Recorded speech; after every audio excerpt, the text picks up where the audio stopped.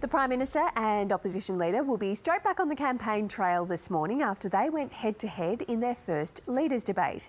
Anthony Albanese and Peter Dutton clashed over inflation, energy policy, healthcare, migration and funding for essential services, with the Western Sydney audience of undecided voters backing Anthony Albanese as the winner. There was a noticeable omission, with barely a reference to Donald Trump, the man who of course upended this campaign's first week with his tariffs. Let's head to our reporter on the campaign trail, Jake Evans, who is in southwestern Sydney following the opposition leader's campaign for us this morning. Jake, it's always hard to know how much of an effect these debates have, if any, on the overall outcome of an election, but what's the reaction been so far? Good morning, James. Yes, and we are only into the second week of the election campaign. There would be many people who are yet to tune in, but the Prime Minister, Anthony Albanese, is beginning today with a spring in his step after last night's first election leaders' debate. Audience declared him the victor. It was fertile territory for the Labor leader, with audience questions on health and education allowing him to speak on the party's favoured policies. And Labor insiders say that's not a coincidence, it's a sign their message is cutting through. Labor campaign spokesman Jason Clare saying the PM had the clearer message. You know, what was Peter Dutton talking about? He's all aggro, no answers. His only big policy is to build nuclear reactors around the country. That's about as popular as root canal, which is why he didn't want to talk about it last night or tell us what he's going to cut to pay for them. Opposition leader Peter Dutton didn't walk out with a win last night, but there were no major blows landed on him either, and so the Liberal camp is happy with his performance. No surprise that both sides declaring they had the stronger showing. But Peter Dutton also had weighing on his mind last night his father, who had suffered a heart attack shortly before the event. Look, it's a sign of how tight this election contest is likely to be that a number in the crowd attending last night walked out still undecided. Speaking with them outside the venue, a mixed reaction from those in attendance. A lot of spin on both of them. It's a bit hard to sort of sift through the truth. It's really hard because I came in thinking maybe Liberal, and now I'm coming out thinking, oh, maybe it's Labor. I was undecided, but after listening tonight, I'm definitely going with Labor. I'll wait for the rest of the campaign trail and see what's offering over the next few weeks, and D-Day will be here before we know it. Yeah, I watched that debate last night, Jake, and it was a fairly slow affair, I think would be the kindest way of describing it, particularly for people who aren't always interested in politics. Early days in the campaign, as you say. But on the policy front, the Coalition has finally released its gas modelling a couple of weeks after it announced its gas policy. What does this modelling show? Yeah, that's right, James. Back on the Liberal campaign trail where I'm following along, the party has finally released its gas modelling after days of pressure to do so. And that modelling suggests that it could achieve its desired aim of reducing the wholesale price of gas from $14 a gigajoule down to $10 a gigajoule. The Coalition wanting to force gas supply into the domestic market that would otherwise be sold overseas, and Frontier Economics modelling released overnight suggests it could do that by introducing a foreign export charge, an additional charge on exports that would make them less attractive to be sold overseas compared with a competitive offering into the domestic market. And Frontier Economics saying doing that could reduce household household gas bills by about 7%. Now, the gas giants are still pretty unhappy, pretty upset about the Coalition's plan, saying it will damage investment into the gas sector, but the Coalition asserting it's needed for energy security and will help lower industry and household costs, and that will be the point Peter Dutton will be making as he returns to the campaign trail today, James.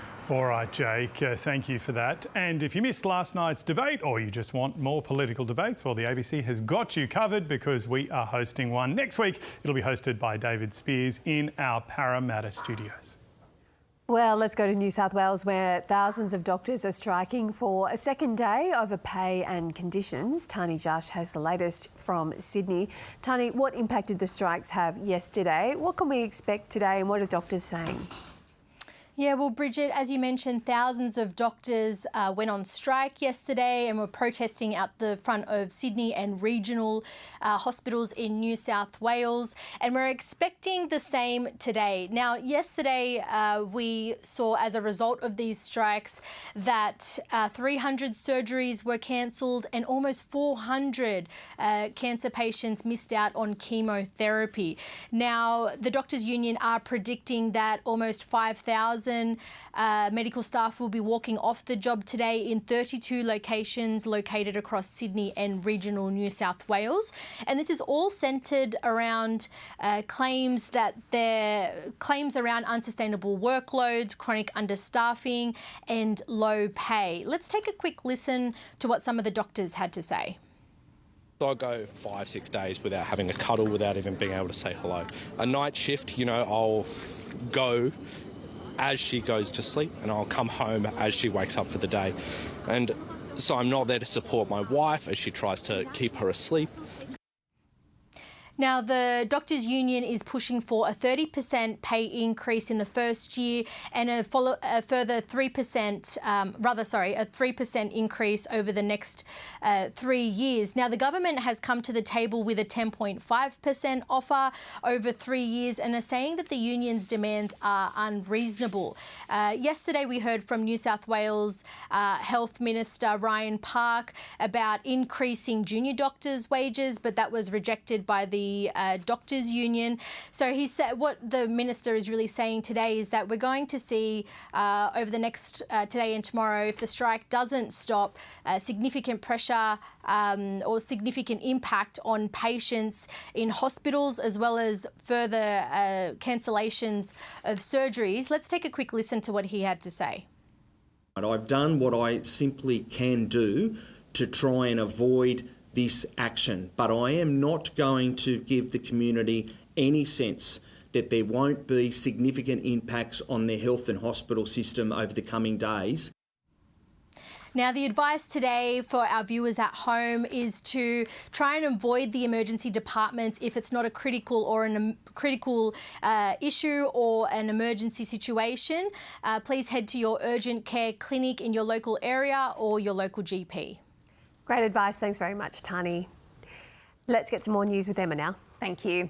Australia's air safety watchdog will today release its final report into the 2023 mid-air collision of 2 SeaWorld helicopters on the Gold Coast, which killed 4 people.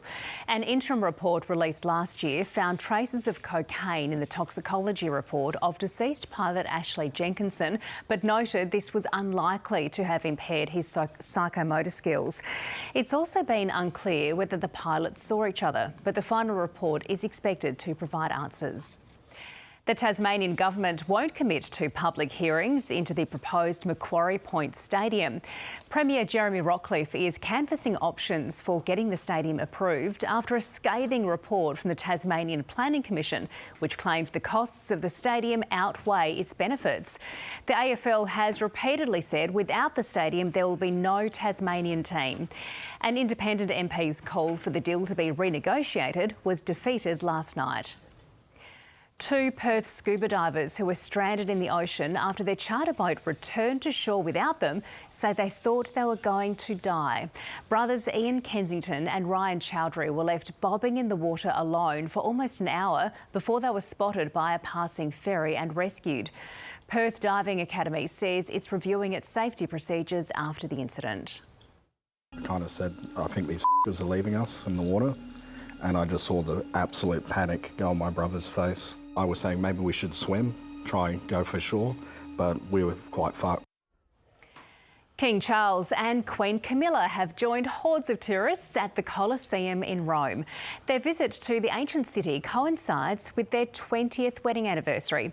The royal couple also watched a flypast by the British Red Arrows and the Italian Frecce Tricolore at the Quirinale Palace. It comes as Prince Harry is in London for his High Court appeal against the UK government's decision to downgrade his security.